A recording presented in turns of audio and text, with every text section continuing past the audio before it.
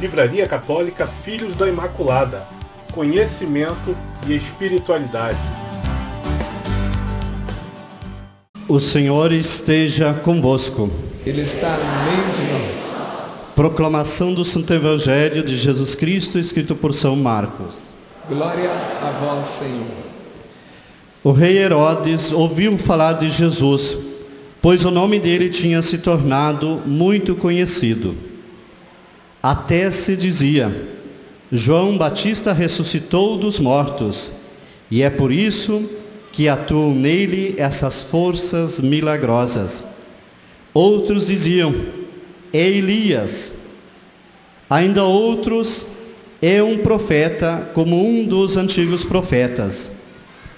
Depois de ouvir isso, Herodes dizia: esse João que eu mandei decapitar ressuscitou. De fato, Herodes tinha mandado prender João e acorrentá-lo na prisão por causa de Herodíades, mulher de seu irmão Filipe, com a qual ele se tinha casado. Pois João vivia dizendo a Herodes: não te é permitido ter a mulher do teu irmão. Por isso, Herodíades lhe tinha ódio e queria matá-lo, mas não conseguia, pois Herodes temia João, sabendo que era um homem justo e santo, e até lhe dava proteção. Ele gostava muito de ouvi-lo, mas ficava desconcertado. Finalmente chegou o dia oportuno. Por ocasião de seu aniversário, Herodes ofereceu uma festa para os proeminentes da corte, os chefes militares e os grandes da Galileia. A filha de Herodíades entrou e dançou, agradando a Herodes e a seus convidados. O rei então disse à moça: pede-me o que quiseres e eu te darei. E fez até um juramento: eu te darei qualquer coisa que me pedires, ainda que seja a metade do meu reino. Ela saiu e perguntou à mãe: que devo pedir? A mãe respondeu: a cabeça de João Batista. Voltando depressa para junto do rei, a moça pediu: quero que me des agora num prato a cabeça de João Batista. O rei ficou muito triste, mas por causa do juramento e dos convidados, não quis faltar com a palavra. Imediatamente mandou um carrasco cortar e trazer a cabeça de João. O carrasco foi e lá na prisão cortou-lhe a cabeça, trouxe-a num prato e deu à moça. E ela a entregou à sua mãe. Quando os discípulos de João ficaram sabendo, vieram e pegaram o corpo dele e o puseram numa sepultura. Palavra da salvação. Glória a vós, Senhor. Se nós prestarmos bem atenção e todos ajudarem para que isso aconteça, as duas leituras têm um grande programa daquilo que nós queremos experienciar nesse acampamento. Inclusive o assunto das duas leituras tem tudo a ver. Fala de festa, de dança. Primeira leitura fala inclusive que foi Davi que instituiu o ministério de música para louvar o Senhor. O Evangelho disse que na festa tinha música. Fala que tinha música no Evangelho? Fala, porque senão a mulher não ia dançar. Que vai ficar dançando, inventando lá na frente, né? Se ela está dançando é porque tinha música. E com certeza era uma música muito sensual. A dança dessa moça foi uma dança sensual, tanto que fez com que alguém perdesse a cabeça. Quem? João Batista não perdeu a cabeça por causa da dança da moça? Quem perdeu a cabeça por causa da dança da moça foi Herodes. Está vendo como a gente não presta depois, vai sair falando por aí. Ela dançou de modo tão sensual que o rei ficou todo bobo. É fácil deixar velho bobo, não é? Ficou tão bobo que falou: eu vou te dar qualquer coisa. Já estava chapado. Até a metade do meu reino.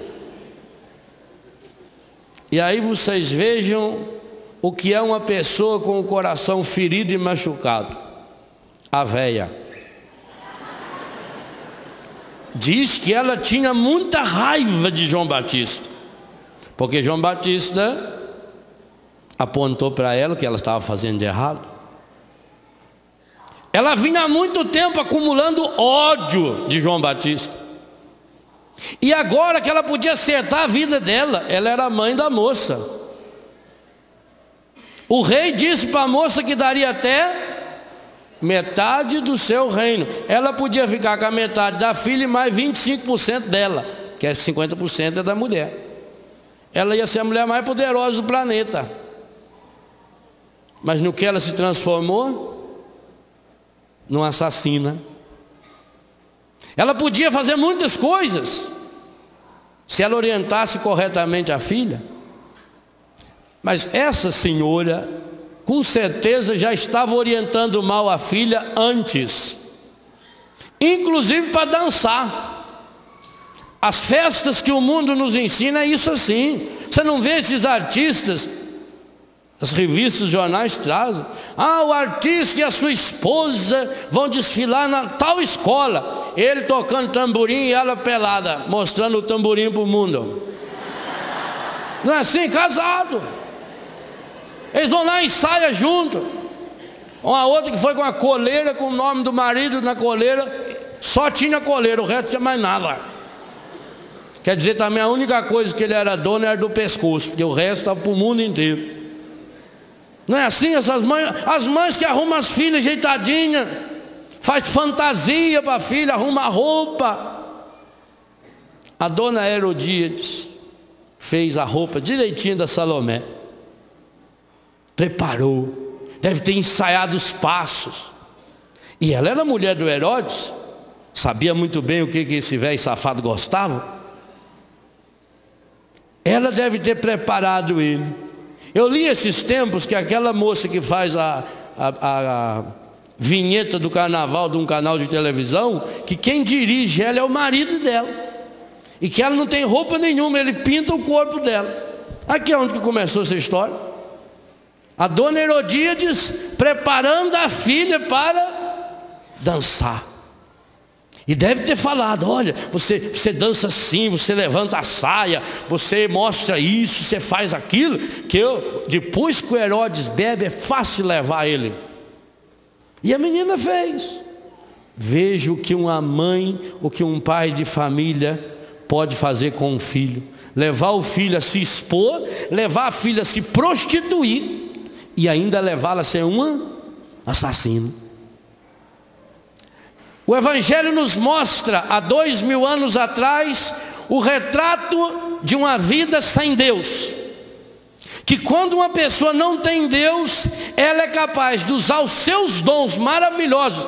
Essa menina devia de dançar maravilhosamente bem. Como essas moças que dançam nas escolas de samba, são moças lindíssimas e sabem dançar muito bem. Mas usam o corpo, templo vivo do Espírito Santo, para quê? Para dançar para Deus? Não. Igualzinha a orientação que a Salomé recebeu. Então, uma moça bonita, preparada, cheia de dons, cheia de talentos. Assassino. A mãe dela, uma mulher que podia ser mais rica que o próprio marido. O Evangelho disse que ele falou publicamente, e ele era de cumprir a palavra dele, pois ele foi capaz de mandar matar João com tristeza no coração. Essa mulher tinha condições de fazer coisas fantásticas, inclusive do ponto de vista humano, mas porque ela tinha ódio no coração, porque ela estava presa O grande tema desse acampamento vai falar o tempo todo para nós da verdadeira liberdade. Tudo me é permitido, nem tudo me convém. O cristão tem que ser completo e absolutamente livre. Herodíades não era livre. Ela era a imperatriz, a mulher do imperador, a mulher do rei, porque Herodes ali, ele era rei, imperador, manda-chuva, ele era o máximo. E ela era tudo isso e podia ser mais, porque ele havia prometido dar metade do reino para ela. Mas ela perdeu tudo. Inclusive entrou na história como uma assassina. O pecado dela é pior ainda. O pior de todos é o dela. Porque induziu a filha a pecar. Induziu o marido a pecar. Porque não teve a coragem de reconhecer o seu próprio pecado. Olha, gente, eu vou usar um termo que a minha mãe nunca gostou que a gente usasse. Mas é o termo mais apropriado para isso. Olha a desgraça que acontece em nossa vida quando deixamos-nos conduzir pelo encardido. Ela sabia que estava em pecado. Porque se ela não tivesse em pecado, ela não dava bola para a acusação que João Batista fez. Quem era o João Batista? Estava preso. Mas acontece que João ali era a consciência para ela, acusando-a.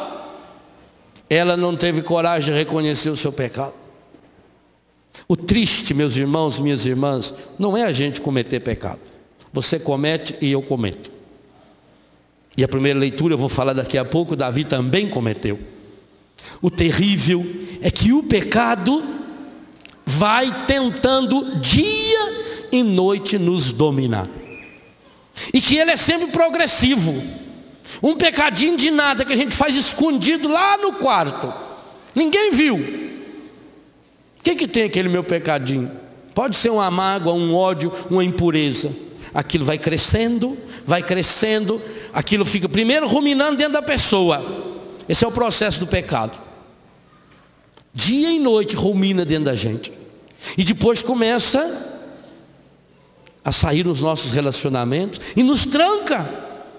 Olha que desgraça chegou a cometer a mulher de Herodes, porque não teve a coragem de reconhecer: eu estou pecando.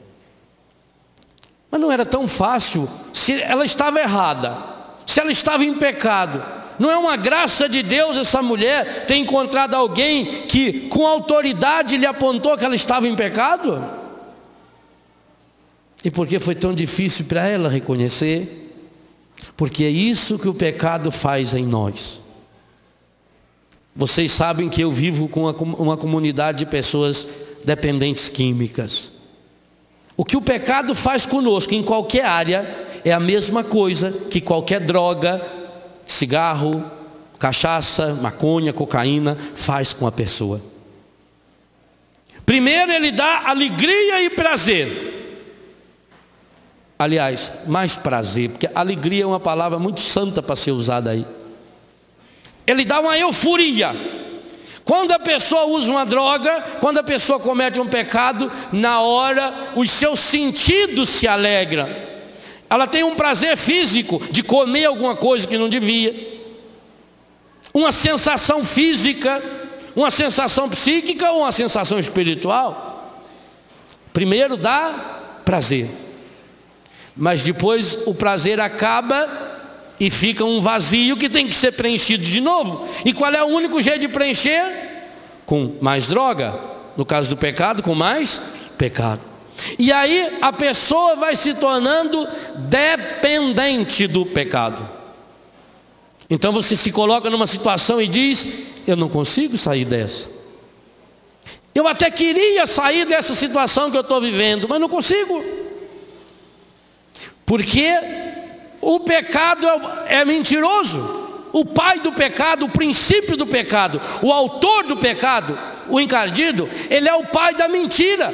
E a primeira grande mentira que o pecado provoca em nós é de que nós somos menores do que ele, que nós somos muito fraquinhos. O pecado vai reduzindo a gente aqui na cabeça e no coração. a nossa consciência, a nossa vontade, a nossa decisão vão se apequenando. O pecado faz isso. O pecado aumenta o nosso orgulho, aumenta a nossa vaidade, aumenta a nossa prepotência, aumenta aquilo que vai insuflando e inflando-nos. Nós vamos achando que nós somos um super-homem para algumas coisas. Mas aquilo que poderia vencer o pecado, ele trabalha em nós diminuindo. Então a nossa vontade fica fraquinha. A gente não consegue chegar na vontade, fica no desejo. A nossa persistência fica fraca, a nossa perseverança fraca. E a gente vai se amarrando. É isso que o pecado faz. É isso que um vício faz. Vai amarrando a pessoa, vai amarrando, amarrando. Herodíades, meu Deus, se ela estava errada, ela podia então dizer: olha, eu gosto muito de você, Herodes, mas nós estamos fazendo uma coisa errada, vamos nos separar. Fácil? Quem de nós, honestamente, já experimentou uma situação de pecado, sabe que não é fácil. Sabe que não é pura e simplesmente dizer: e a partir de hoje eu não vou mais. Não, tem que ser uma decisão que vira uma vontade, um PHN, uma vontade treinada, cada dia, renovada, trabalhada. Mas o ponto de partida é graça, é fruto dessa graça, é decisão, é nossa parte, mas é graça. Então nós vamos sentindo-nos pequenos. Eu pego um cigarro e ele é maior do que eu. Aí eu não consigo ficar sem fumar.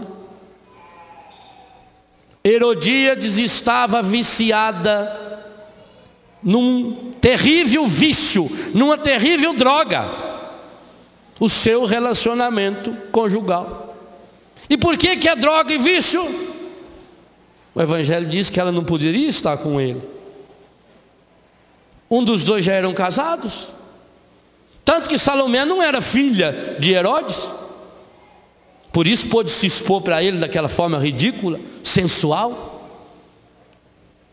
Nós às vezes achamos que amamos uma pessoa quando dizemos assim: ah, eu dependo daquela pessoa. Isso não é amar. Amar é você poder dizer para alguém: eu não dependo de você. A maior declaração de amor que você pode dizer para alguém é: eu não dependo de você. Eu não preciso de você. Se o seu marido, a sua mulher, seu namorado, sua namorada disser: eu preciso de você, peça a Deus a libertação. Porque dependência, a Organização Mundial da Saúde define como doença, e a Bíblia define como pecado. Eu não posso depender de ninguém, de nada nem de ninguém. O cristão tem que ser completamente livre. E por que Jesus ensinou isso? Porque se eu não for livre, eu não amo. Se eu digo para alguém: eu dependo de você, eu preciso de você, então eu não sou livre. Então não é uma escolha, então não é uma decisão. E aí reduz o ser humano àquilo que o demônio quer que ele seja. O demônio é contrário à liberdade. Nós vamos refletir isso amanhã de modo especial. A liberdade é um dom de Deus. A liberdade é a marca registrada do ser humano. Deus cria o ser humano livre, é imagem e semelhança de Deus. Eu preciso ser livre para poder dizer: eu te amo. Eu só posso dar a alguém aquilo que eu tenho. Se alguém agora, por exemplo, me pedir algum dinheiro, só se eu roubar de alguém, pois eu não tenho. Aqui não tem nenhum dinheiro comigo, não tem como dar um dinheiro. Para eu dar, eu tenho que ter alguma coisa. Para eu dar amor, eu tenho que ter amor. Amar é dar-se. Ora, como é que eu vou dar-me se eu não tenho-me? Se eu pertenço a uma droga, se eu pertenço a um vício, se eu pertenço a algum pecado, eu não tenho como me dar. Eu estou dando então um pedaço de mim para a pessoa. Portanto, se eu digo para a pessoa: eu dependo de você, não é amor, é uma doença. Padre, mas então isso que eu sinto, se for dependência, é doença. Igualzinho era doença o que Herodes sentia pela senhora Herodíades. não era amor. Amor não mata. É esse tipo de amor que justifica esse amor do mundo. Esse amor que leva uma mãe a preparar a sua filha de 17, 18 anos de idade para posar pelada para uma revista masculina para poder ganhar dinheiro. É esse tipo de amor. Isso não é amor? Isso é amor ao dinheiro? Isso é amor às coisas? E que pena, quando não se ama, aí você realmente se apequena. Porque Herodes, que tinha tanto poder, um rei, que era capaz de dar metade do seu reino, não foi capaz de dizer não. Mesmo a sua consciência acusando. Olha o que o pecado nos transforma. Mesmo sendo pessoa grande e importante, como Herodes era e como você é, ele não foi capaz de dizer não.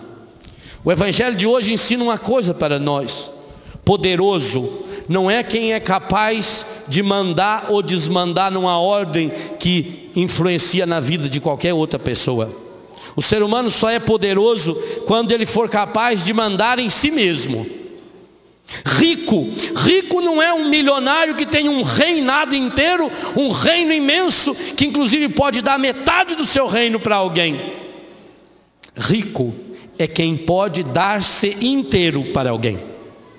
É por isso que Jesus, ao contrário de Filho de Deus, ele se fez nada na cruz para dar-nos a liberdade plena, para dar-nos a liberdade absoluta. A obediência a Deus, a desobediência ao pecado que gera liberdade. A liberdade é fruto da obediência, da verdadeira obediência. O evangelho de hoje nos mostra um Herodes menor do que a própria mulher. Um homem poderoso. Meu Deus do céu, esse ano é ano de eleição. Como é terrível quando o poder cai nas mãos de pessoas que não têm Deus. Como é terrível que um homem que tivesse condições como Herodes de dar ordem para o mundo inteiro, não tinha condições de dar ordem para si mesmo. Olha o que o pecado nos transforma. Um homem que podia dispor de um reino inteiro, mas que não era capaz de dominar a sua própria vontade. Contra a vontade dele, ele não queria fazer aquilo, mas estava dominado, estava amarrado. É como um jovem que não quer fazer barbaridade quando está drogado. E infelizmente, quando os jovens se drogam, quando os adultos se drogam, muitas e muitas vezes eles são capazes de cometer crimes hediondos, coisas terríveis. Nós sabemos de pessoas que, quando usaram drogas, foram capazes de assassinar o pai, assassinar a mãe, de cometer crimes bárbaros, estupro, violência, roubos, coisas absurdas, sequestros. A pessoa, quando ela é viciada em alguma coisa, ela é capaz de fazer coisas terríveis. Mas o pior de todos os vícios, a pior de todas as dependências, é a dependência ao pecado. Porque o vício exterior, se eu sou viciado em cigarro, se eu sou viciado em maconha, se eu sou viciado em álcool, a pessoa ainda pode notar e tem a chance de alguém me chamar a atenção. Mas quando eu vou alimentando a dependência do pecado dentro de mim, ela vai pouco a pouco tomando conta da minha vida e vai me reduzindo. Olha a fotografia de Herodes no evangelho de hoje. Que poder tem esse homem? É triste, esse homem não tem poder nenhum, porque não foi capaz de dizer não. Do outro lado, a primeira leitura nos mostra exatamente o contrário. Quem é Davi? Davi é um fraquinho, é o 7º filho de Jessé, de Isaí. Quando o sacerdote vai até a sua casa para consagrar o rei, o pai chamou todos os seus irmãos, menos ele. O pai não podia imaginar que aquele lourinho, ele era louro, mas era muito inteligente, que aquele lourinho, preguiçoso, tanto que ele era pastor de ovelhas, Mas ele não gostava de ficar andando atrás das ovelhas. Ele gostava de ficar tocando harpa. Ele ficava tocando. Mas e como é que ele defendia as ovelhas do lobo? Ele, como tinha destreza nas mãos, ele criou ao lado da harpa um estilingue, a funda, estilingue. Então ele levava pendurado num braço a harpa, na outra o embornazinho, o estilingue e as pedrinhas lá dentro. Sentava embaixo de uma sombra e ficava tocando e cantando. Quando via algum bicho aparecer perto da ovelha, deixava de lado a harpa, pegava o estilingue, a pedrinha e tum, na cabeça do lobo. Voltava a tocar. Eram as duas coisas que ele mais fazia. Quando Samuel veio para ungir, o pai dele pensou, mas esse aqui não pode ser. Veio primeiro o irmão dele, que era muito bom, que era guerreiro, que era bonitão também, grandão. Bem, já que não era nenhum deles, chamou o lourinho. E ele veio, com o estilingue na bolsa, a harpa pendurada. E era ele. Ora, e o texto de hoje do Eclesiástico recorda duas coisas que ele mais sabia fazer. Quais as duas coisas que ele mais sabia fazer? Tocar harpa e trabalhar com estilingue. Foi tão importante ele tocar harpa que nós estamos cantando até hoje as músicas dele, como acabamos de fazer no Salmo de Meditação. 90% dos salmos são salmos de Davi. A harpa ajudou tanto Davi, a música ajudou tanto a Davi, que quando ele caía no pecado, quando ele caía em si, ele ia lá e compunha uma música. Salmo 51, por exemplo: tende piedade, ó meu Deus, misericórdia, por vossa bondade imensa pagai o meu pecado. Foi contra vós que eu pequei. Purifica-me, Senhor, cura meu coração. O Senhor é meu pastor, nada me faltará, nada, porque ele, como pastor, cuidava das ovelhas. Ele cantava a vida dele. Os salmos é a vida que Davi vivia. E por isso ele vai instituir, como nos fala a primeira leitura hoje, esse ministério de louvor a Deus, para colocar o povo no verdadeiro louvor a esse Deus. E o segredo é porque ele ama Deus. Mas a primeira leitura nos lembra também o grande feito de Davi, porque ele fazia as coisas para Deus. Ele não fazia para si. Ele não estava esperando o aplauso e o reconhecimento humano. Ele não fazia como Herodes fez. Herodes, embora a sua consciência o acusasse que ele não devia fazer aquilo, ele ficou com medo do que as pessoas iriam dizer e foi capaz de cometer uma barbaridade. Davi não, Davi fazia as coisas para Deus. Então quando ele está lá, porque Saul estava muito deprimido, o rei não andava bem, então mandou chamar Davi. Ele não sabia que Davi já tinha sido ungido por Deus. Ficou sabendo por acaso, aquelas coincidências que não existem. O Davi vinha alegrar Saul com a sua música. Quando Saul entrava em depressão, olha quanta gente com depressão hoje pode comprar o CD do Padre Léo que já sara tudo, não tem problema nenhum, tá vendo? Já é uma boa propaganda, né? Então quando Saul, que era rei, ficava com depressão, mandava chamar o Davi para tocar para ele. E um belo dia ele está tocando para o rei e descobre qual é a causa da tristeza do rei. O rei estava enfrentando a guerra, e contra homens enormes, gigantes. É claro, aqui é no sentido de dizer que o inimigo era muito forte, que o inimigo era grande demais, que o inimigo era poderoso demais. E o rei sabia que estavam perdendo. E eles estavam treinando os homens para guerrear, mas todo mundo pedia porque o exército era bom demais. Golias era um gigante, era bom demais. O Davi ficou com tanto dó dos dois irmãos dele e do rei, que se ofereceu para o rei: eu vou. O rei achou engraçado. Falou: mas esse menino que é pastor vai. Bom, mas já que ele quer ir, então vai lá, pelo menos distrai o Golias mata ele, né? Um a menos. Aí vocês têm que ler isso, como está escrito na Bíblia, é fabuloso. O Davi então vai se preparar para ir. Eles então levam ele lá para a sala do exército, coloca a armadura nele. Vocês imaginam?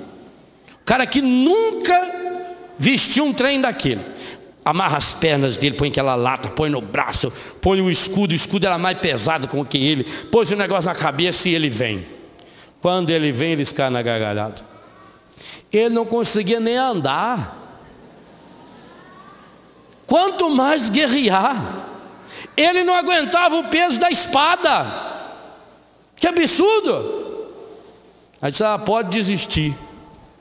Mas quem tem Deus não desiste. Davi reconheceu que estava na roupa errada, foi lá e mandou tirar aquilo tudo.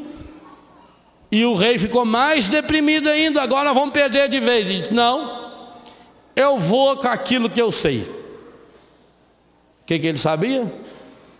Estilingue. Pediu licença, diz o livro de Samuel, que Davi foi lá na beira do rio e escolheu 5 pedrinhas. Escolheu, ele não pegou qualquer uma não. Diz a Bíblia que ele escolheu 5 pedrinhas que estavam bem lisinhas. Por que foi na beira do rio? Água mole em pedra dura, tanto bate até que fura. O rio vai jogando a pedra, ela vai batendo, vai batendo, vai batendo. O que ela vai ficando? Redonda e lisinha. Qual é o princípio da arma de fogo? A precisão, ela tem que ser bem lisinha. E o cano por dentro, ele tem que fazer esse movimento aqui, uma mola, para que a bala faça isso e pegue a força. Olha, Davi entendia desse negócio. Ele foi pegar as pedrinhas, 5. Ele era bom, ele só precisou de uma, mas levou 5, foi bem preparado. 5 bem escolhidinhos, escolheu bem as 5, olhou, bem lisinha, deu uma, pôs dentro do boná, pôs a funda e foi embora. Quando ele se coloca diante do Golias, o Golias vira e fala: escuta, vocês estão gozando da minha cara? Por acaso eu sou algum cachorro para pôr um negócio na minha frente disso aí? Eu estou aqui para guerrear. Imagina, o Golias já era grande, com aquela parafernália toda, aquela armadura de ferro aqui na frente.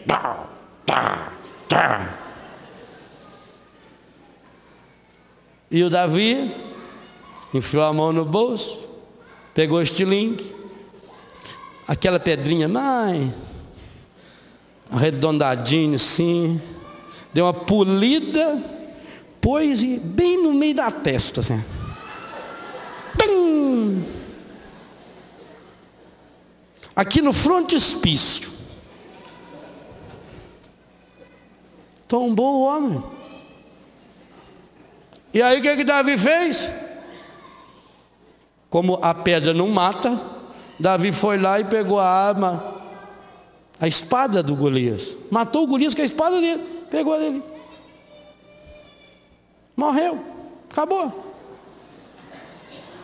Ele fez o que ele sabia. A primeira leitura nos fala exatamente disso. O Davi tão fraquinho, aos olhos humanos impossível vencer. O homem era especialista em guerra. E por que Davi venceu? E a primeira leitura deixou isso claro.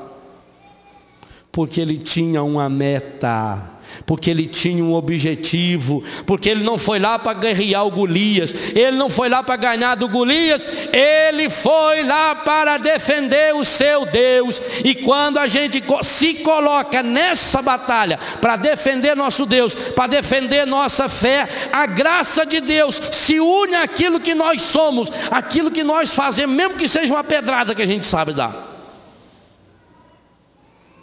E aí nós venceremos essa batalha. Observem como a primeira leitura nos mostra isso de modo detalhado, que a fraqueza humana torna-se uma fortaleza imensa quando se tem a graça de Deus. Sobressai Davi entre os israelitas. Ele brincou com os leões como se fossem cabritos. Não foi ele que, ainda jovem, matou o gigante e retirou do seu povo a desonra? Ao levantar a mão com a pedra na funda, no estilingue, no bodoque, ele abateu o orgulho de Golias. Pois, versículo 6, invocou o Senhor o Altíssimo, e este deu força ao seu braço direito, e ele acabou com um poderoso guerreiro, e reergueu o poder do seu povo. Olha o segredo, meus irmãos, minhas irmãs, para que cada um de nós também sejamos vencedores, para que cada um de nós possamos ser livres, para poder de fato escolher fazer aquilo que nos convém. Esmagou os inimigos por toda parte, aniquilou os filisteus, seus adversários, abatendo até hoje o seu poder. Em todas as suas obras dava graças ao Santíssimo, ao Deus Altíssimo. Percebe? Ele não está lutando para si, ele não está numa guerra particular. De todo o coração, versículo 10, de todo o coração louvava o Senhor, mostrando que amava a Deus seu Criador. Diante do altar colocou cantores, deu grande esplendor às festas, e ordenou com perfeição as solenidades até o fim do ano. Fez com que louvasse o santo nome do Senhor, enchendo o santuário de harmonia desde a aurora. Consequência de tudo isso, versículo 13, o Senhor lhe perdoou os seus pecados. Nós temos aqui, meus irmãos, minhas irmãs, um grande e poderoso roteiro. Um roteiro como nós também podemos vencer. Vocês vejam bem, e eu repito, é algo que nós vamos voltar algumas vezes nesse acampamento pelo tema escolhido.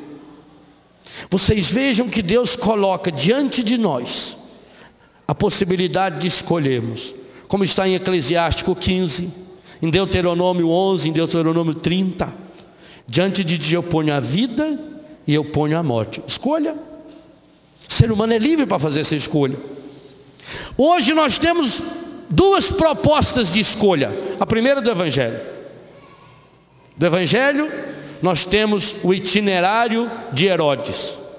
Herodes era poderoso, Herodes era rei, Herodes era rico, Herodes era forte, externamente falando.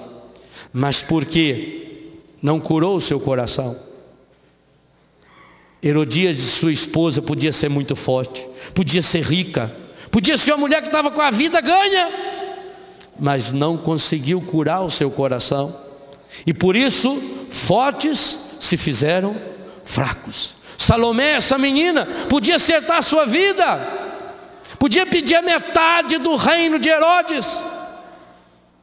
Linda, dançarina maravilhosa, um corpo perfeito, mas porque tinha uma dependência à pessoa da sua mãe, defendendo a sua mãe no erro, puseram tudo a perder. E acharam que venceram porque foram lá e mandaram cortar a cabeça de João Batista. Na verdade, o Evangelho mostra 3 pessoas que perderam a cabeça: o Herodes, a mulher dele e a filha dela. João não. João é o precursor de Jesus até na morte. Ele não foi precursor de Jesus só porque nasceu antes. Ele não foi precursor de Jesus porque apontou: eis o Cordeiro de Deus que tira o pecado do mundo. Ele foi também o precursor de Jesus porque teve a coragem de morrer a mesma morte que o Senhor morreu, porque sabia muito bem que quando se morre, a morte do Senhor não morre, vive-se e vive-se para sempre. Mas por outro lado nós temos o roteiro de Davi. E o roteiro de Davi qual é? Fraco, homem fraco, desprezível e desprezado. E ele vai enfrentar um homem poderoso, um Golias, um gigante, um homem especialista em guerra, um homem que tinha uma espada imensa, uma espada poderosa. Até hoje eles são famosos como quem sabe fazer muito bem espadas. Contra ele está vindo um poder forte demais. . Meu irmão, minha irmã, Quem é o Herodes na sua vida? Quem é a Salomé na sua vida? Ou seja, quem tem o poder de seduzir você para o pecado? Cada um de nós temos uma menina dessa, ou um menino desse, que vem dançar, que vem nos seduzir, que vem fazer aquilo que a gente quer, para nos levar a fazer o pecado. E o que é triste, muitas e muitas vezes são pessoas muito próximas a nós, são pessoas as quais nós gostamos. Aliás, se não gostássemos delas, elas não teriam esse poder sobre nós. E quando deixamos nos dominar, então em nossa vida começam a aparecer alguns Golias. Quem é o Golias na sua vida? Talvez esse Golias seja uma mágoa que você ainda não conseguiu superar. Talvez seja um ódio igualzinho de Herodíades que você ainda não conseguiu ultrapassar. Talvez seja um vício do cigarro, da bebida, das drogas, um vício ligado à área sexual. Quem sabe seja um vício ligado ao dinheiro. Você não consegue se controlar, você vive gastando mais do que devia. Quem sabe seja um vício ligado à mentira. E quando a gente pensa na possibilidade de enfrentar esse vício, eu não consigo. Meu irmão, minha irmã, sai dessa. Eu não consigo, padre. Eu vejo lá em casa meninos e meninas, vão para Betânia, vão deixar a droga. Às vezes 2, 3 dias depois, vem lá dar um abraço na... Onde vai, meu filho? Eu não aguento, padre. Eu não consigo. Mas você consegue? Não consigo. Mas como é que outra pessoa já consegue? Mas eu não consigo. E triste saber que muitos desses que não conseguem voltam de fato. E quando volta pior do que quando foi. E em pouco tempo está morto, está na cadeia. Como nós temos filhos mortos, mais de 20 que já morreram. Alguns na cadeia, meninas que voltaram para a zona. Não consigo.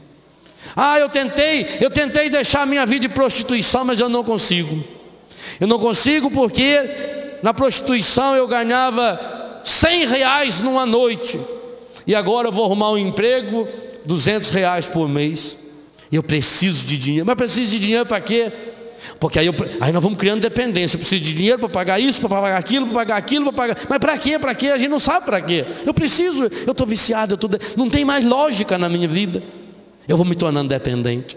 Eu vou me tornando fraco. Quem é o seu Golias? Quem que você precisa enfrentar?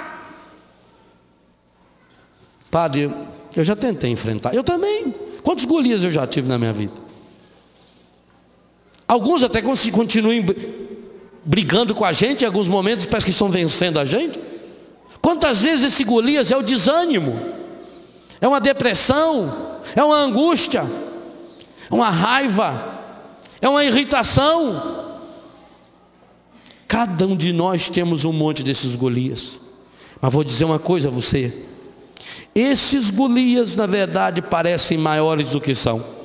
É uma das táticas do encardido, é essa, é de insuflar o vício, o erro, o pecado, para a gente se sentir pequeno. Mas hoje a palavra de Deus quer nos dar um segredo maravilhoso. Hoje a palavra de Deus quer nos dar um segredo fabuloso. Você pode vencer esse Golias, seja ele quem for. Aliás, você pode vencer um exército de Golias. Sansão, por exemplo, com a cabeça de burro, ele matou 1000. Elias derrotou 450 sacerdotes de Baal. Davi, esse foi o primeiro. Depois, para casar com a Micol, uma japonesinha, filha do, porque pelo nome é japonesa, Micol, filha do Saul, para casar com ela, ele matou 200 homens. Você poderá vencer esse Golias, ou esses Golias, esse batalhão de Golias que vem contra nós. Eu não tenho arma. Tem. O que você sabe fazer bem feitinho? Talvez seja dar estilingada. Louvado seja Deus. Então já tem a arma certa. Mas aonde está o seu estilingue? Aonde estão as 5 pedrinhas? Que pode ser os seus 5 dedos, seus 5 sentidos, que pode ser o jejum, a oração, a reconciliação, a penitência, a leitura da palavra, o texto. Aonde você deixou as pedrinhas? Será que você está tendo a coragem de ir lá no rio buscar as pedrinhas? Não adianta buscar as pedrinhas em outro lugar. Davi foi buscar as pedrinhas no rio, porque ele sabe que só existe um rio, aquele de água viva que flui do coração de Jesus, que pode nos dar as armas certas que nós precisamos para arrebentar a cabeça do Golias. Nós podemos vencer esse Golias. O segredo, a leitura e o Evangelho nos deu. É o mesmo segredo que levou João Batista a ser coerente até o fim. É o mesmo segredo que levou Davi, um homem fraco, um homem limitado, mas que sabia por que e por quem estava guerreando. E por isso ele transforma a sua oração num grande louvor a Deus, porque ele não está fazendo para si. E é o que eu digo a você também, meu irmão, minha irmã: se você tentar por você mesmo vencer esse Golias, mesmo que seja um Golias desse tamaninho, olha o que o pecado faz com a gente. Pega uma coisinha desse tamaninho, um cigarro, um gole de cachaça, um baseado, uma pedrinha de crack, coisinha tudo pequenininho, mas ele apresenta para você como se fosse imenso. E essa coisinha pequenininha domina a gente. Aliás, a única coisa que nos domina são coisas pequenas. Juntam um monte de coisa pequena e nos dominam, e a gente se acha preso, e aí a gente não vai para frente. Tem uma saída. Essa saída é a experiência pessoal de Jesus Cristo em nossa vida. No dia em que cada um de nós decidir de fato: eu estou aqui, eu estou nessa batalha, essa batalha não é minha. Como o Senhor vai nos falar algumas vezes nos livros das crônicas: essa guerra não é de vocês, é minha, pode ir que eu estou junto. Então o Senhor nos dá. Se você for levar aquilo que você tem, o seu estilingue, se você for lá na beira desse rio, e esse rio é o coração rasgado de Jesus, não tem outro lugar. Quem tem sede, vem a mim e beba, do seu interior jorrarão rios de água viva.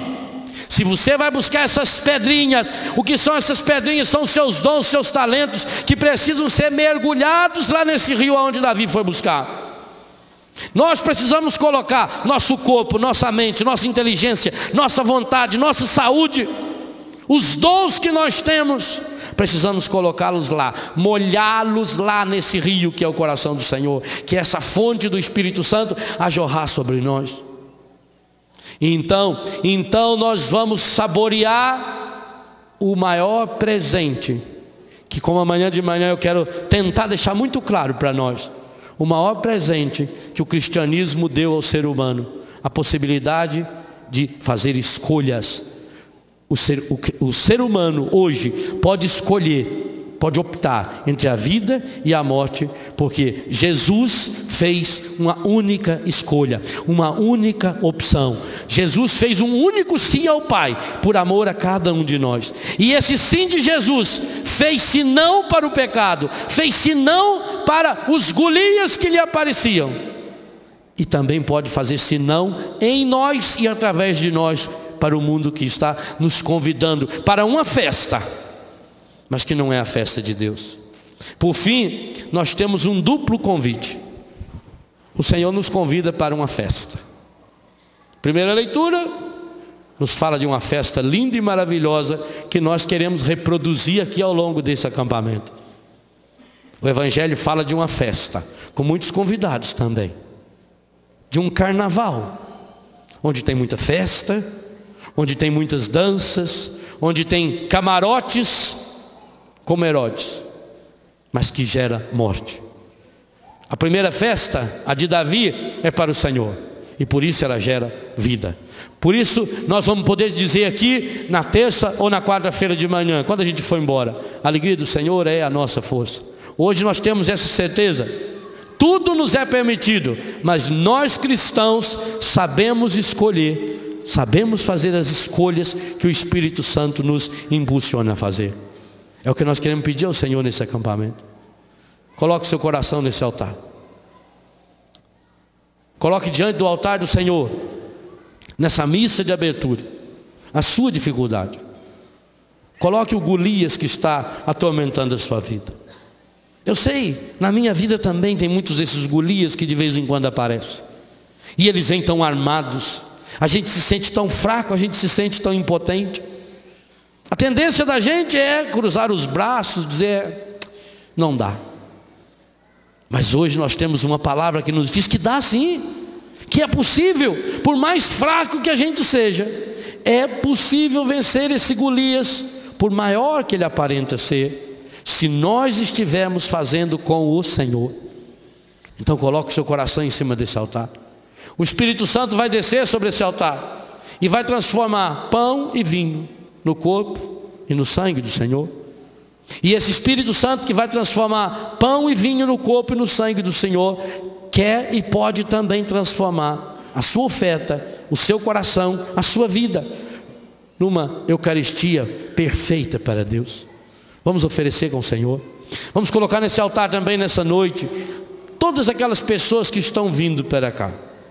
Eu fico imaginando, com tanta gente que já tem aqui nessa noite, quantos não são aqueles que estão se direcionando, viajando essa noite, amanhã de manhã, para participar dessa festa e fazer essa festa chegar à plenitude do amor de Deus. Vamos colocar cada uma dessas pessoas. Vamos colocar também aquelas pessoas que pela televisão, pela rádio, pela internet estarão participando conosco desse acampamento inteiro, pedindo que de fato o Senhor, no poder do Espírito Santo, venha tocar esses corações. Assim como muitas imagens de pornografia, muitas imagens de mentira, muita música mentirosa, músicas e imagens e pornografias do Golias, vai entrar no coração das pessoas através da televisão, dos jornais, através de muitas emissoras de TV, de rádio, de internet. Nós sabemos também que Deus vai estar entrando, porque você participa dessa obra, porque você se une a esse grande projeto, Dai-me Almas, porque você em primeiro lugar deu sua alma, e você está se empenhando. Por isso, vamos colocar também nesse altar a campanha desse mês, a sua oferta, a sua doação. A sua oferta, a sua doação, faça hoje como pedrinhas selecionadas, pedrinhas escolhidas. Às vezes a pedrinha que está faltando é a coragem de meter a mão no bolso e fazer uma doação. Às vezes a pedrinha que está faltando é a coragem de meter a mão no coração e jogar aquele pecado fora através de uma confissão.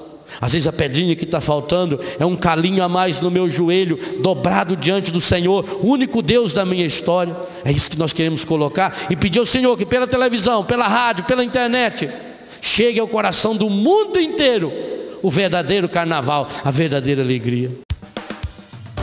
Livraria Católica Filhos da Imaculada. Conhecimento e espiritualidade.